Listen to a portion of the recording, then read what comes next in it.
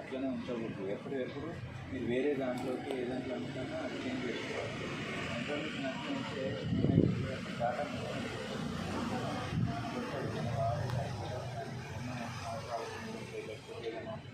Important ఉంటాయి అదని కూడా ఉండవు.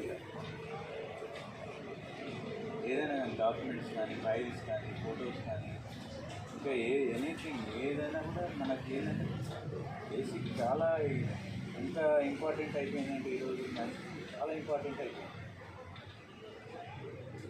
మెయిన్గా నీకు ఫోన్ బ్యాంకుకి లింక్ అయి ఉంటుంది కదా, బ్యాంక్ ట్రాన్సాక్షన్స్ అన్నీ ఫోన్లో కనపడతాయి.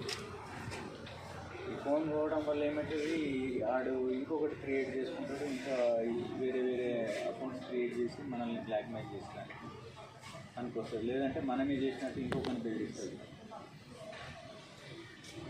మన పేరు మీద ఉన్న సోషల్ మీడియా అకౌంట్లన్నీ కూడా చేంజ్ చేసేస్తాడు. ఒకసారి చెక్ చేసుకొని మళ్ళీ అన్నీ కరెక్ట్ చేసుకోండి. ఓకే.